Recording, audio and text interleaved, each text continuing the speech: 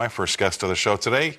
He accepts no blame, and he is definitely getting by. Please welcome to the show America's accountant, Dan Geltrude.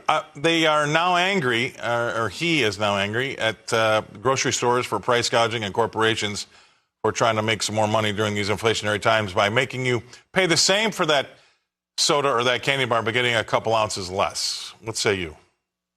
Well, here's the first thing I want to say. What have we come to when the White House is actually following the lead of cowguy clothes, right, using the term shrinkflation?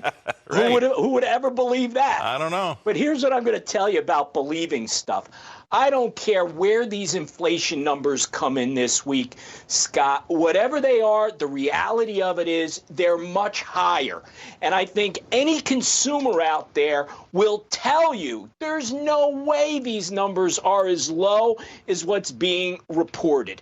Look, a Big Mac meal now is costing nearly $20 in some parts of the country. We're talking about fast food here. Now, I love McDonald's, but $20 or $18 for a Big Mac meal?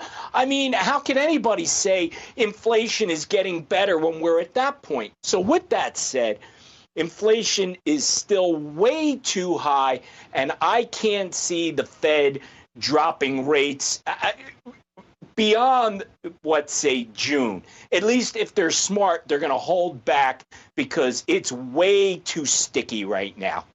Well, we're not going to see wages go down until people fire people and rehire people at a lower rate. I mean, that's really what has to happen for that sticky wage inflation. And to your point about McDonald's, I mean, the burger that they raised by 25, 30, 50, 70 cents, whatever it may be, even if inflation does subside, Dan, we both know that they don't bring that down 70 cents. They don't go back to what it was. It will just always stay at that price.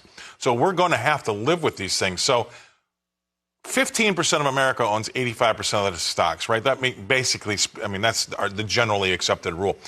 85% of the people own 15% of the stocks. So mom and pop out on the main street aren't getting the bump in their 401ks like a lot of the people on Wall Street are. And they don't own, maybe they don't own a place to live, or they don't have any farmland, so they're not really benefiting in these real estate prices going up. I mean, I'm going to talk about it, I think, in the third block today, but we're missing out. There's a large part of America that's missing out and getting killed by these inflationary prices. And now Biden is blaming corporations and grocery stores for, really, if he looked in the mirror, he'd figure out why it's happening. Of course. And look, that is the big squeeze, what you just described is happening to Americans across the board. People are feeling the pain. Now, if President Biden wants to turn around and blame big corporations for shrinkflation, it's not going to work. People are smarter than that.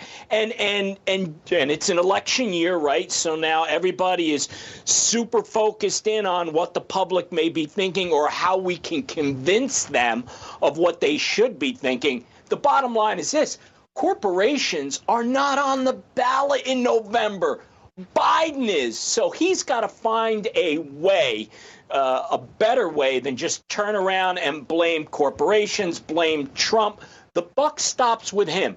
Take responsibility, and how about this for a novel idea? Fix it.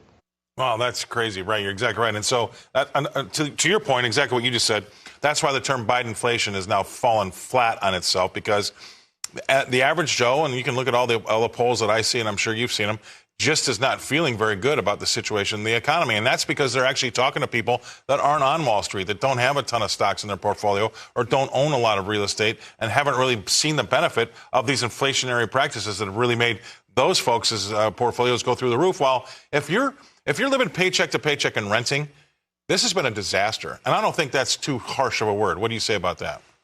No, I think you're exactly right. Look, wages have gone up. Okay, you can look at that in a silo and say, hey, that's a good thing. But if your wages have gone up 5% and inflation has gone up 18%, you're falling behind every single day. And you can't blame anyone else for that. The administration has to look within. They're not going to, but people have a chance in November to now take control themselves. Whether they like the choice or not, there is a choice to make changes. And that's what people have to decide on, Scott. Yeah, I mean, we have to go back and revisit a lot of things, Dan. And We can't spend like we spend because that's been stoking inflation. There's a lot of things that we could do to maybe make some of those things subside. We don't need to keep passing $2 trillion spending packages. That's definitely one of the big problems that we have right now. All right, that was great stuff. Really appreciate you coming on. Thank you very much. Great way to kick off the week. Dan Geltrude coming to us from Nutley, New Jersey. Thanks for being on the show.